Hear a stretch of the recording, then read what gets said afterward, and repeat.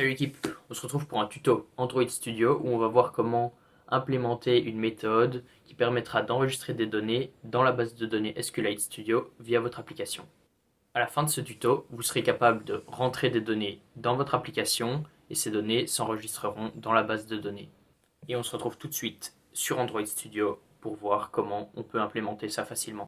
Voilà, on se retrouve dans le layout de la main activity, là où on va justement travailler et faire cet edit text et ce bouton qui va nous permettre de rentrer les données dans la base de données.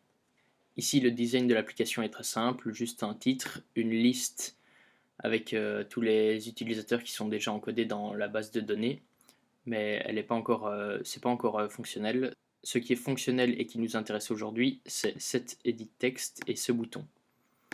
Effectivement, cet edit text, il va permettre à l'utilisateur qui utilise l'application de rentrer un nom, un utilisateur qui va pouvoir encoder dans la base de données.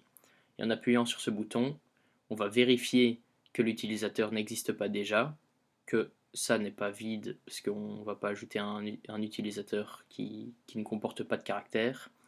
Et si ces conditions sont respectées, l'utilisateur sera ajouté à la base de données.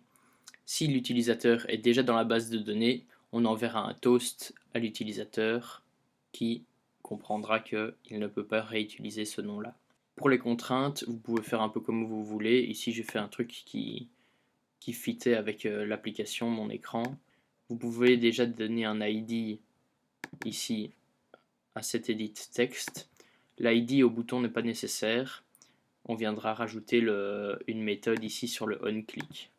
Vous pouvez aussi rajouter un texte sur le bouton et un texte dans l'edit text.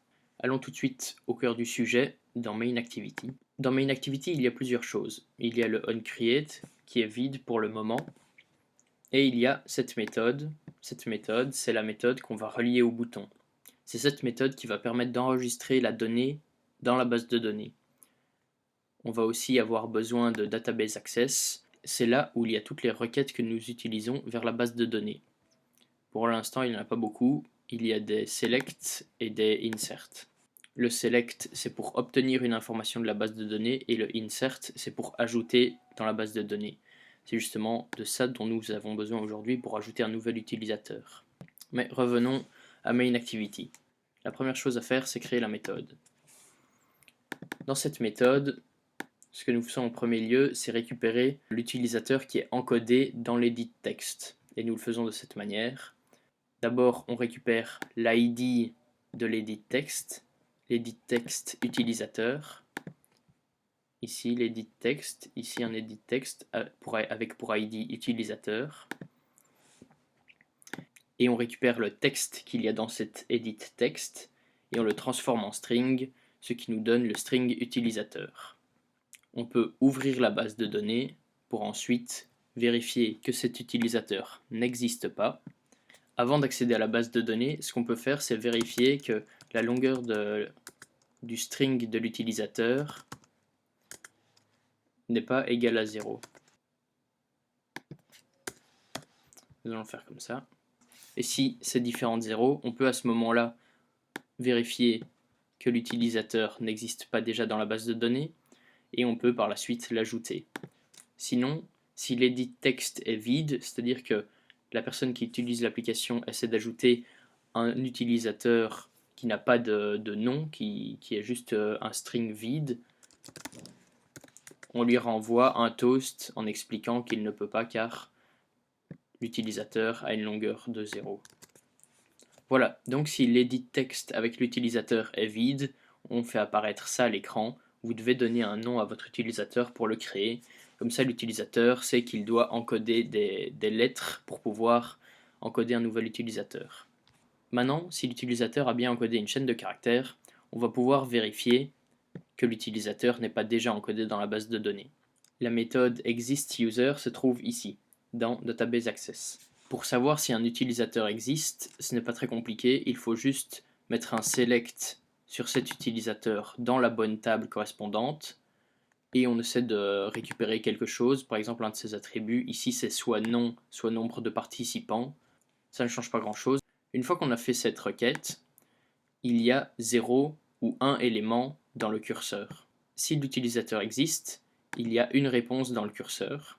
Si l'utilisateur n'existe pas, il y en a 0. C'est-à-dire que la requête renvoie aucune réponse, vu que l'utilisateur n'existe pas. Et donc nous, on retourne simplement, si le nombre de réponses est égal à 1, on retourne true, sinon ça retourne false. Donc exist user, s'il y a une réponse, ça retourne true, c'est bien ce qu'on veut. On se retrouve ici. Par exemple, si on encode un nouvel utilisateur, exist sera égal à false, et donc si exist est égal à false, on peut ajouter cet utilisateur à la base de données. AddUser, encore une fois, c'est une méthode qui se retrouve dans Database Access, qui est ici. On pourrait croire que pour ajouter une valeur dans la base de données, on devrait utiliser ce même format avec un insert ici, mais c'est comme ça qu'il faut faire. On crée un content values et c'est là où on va mettre toutes les nouvelles valeurs de la base de données. Par exemple, on va insérer une nouvelle ligne dans utilisateur. Utilisateur, il possède deux attributs, un nom et un nombre de participants.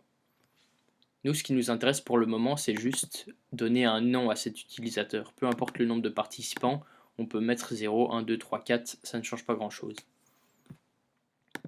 Donc, dans cette value, on va ajouter comme nom utilisateur et comme nombre de participants 0. Et ici, comme dernière instruction, on va appeler insert sur l'objet DB. L'objet DB, je dois le rappeler, c'est SQLite Database. Et donc, la méthode insert est une méthode qu'on peut appeler sur un objet SQLite Database. La méthode insert prend trois arguments, le nom de la table,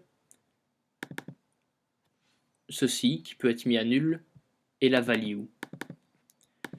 Vous allez me demander pourquoi j'ai des variables ici à chaque fois que je mets quelque chose dans une table, dans un attribut. C'est simplement parce que je les ai définis ici préalablement.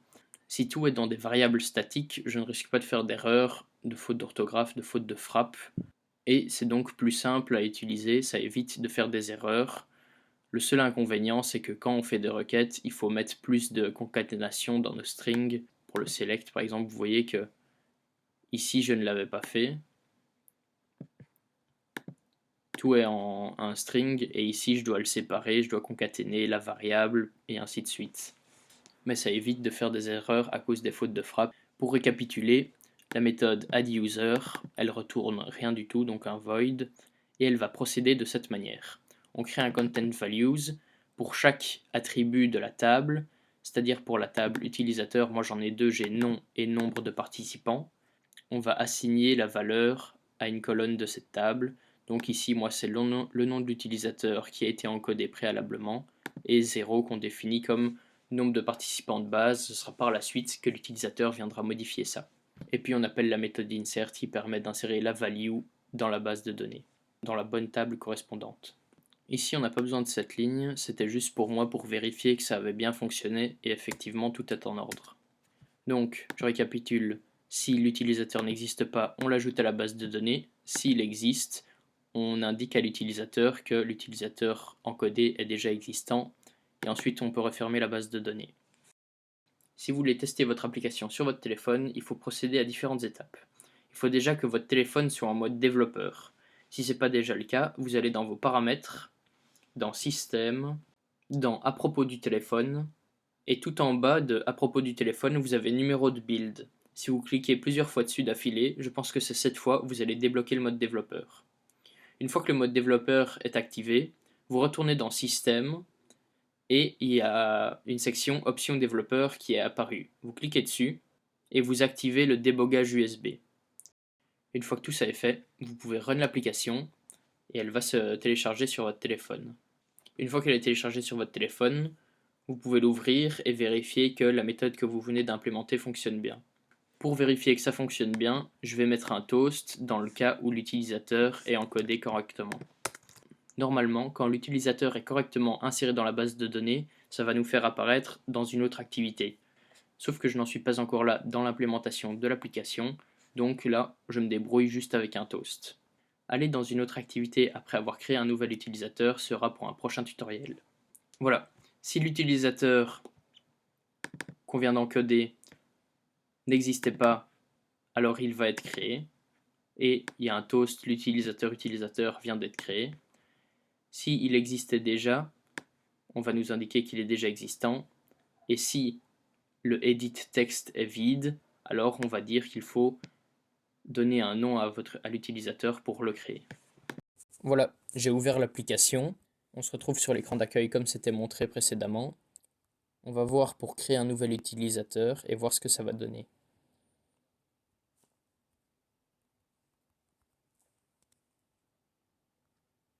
L'utilisateur Patrick vient d'être créé, c'est bien ce qu'on voulait.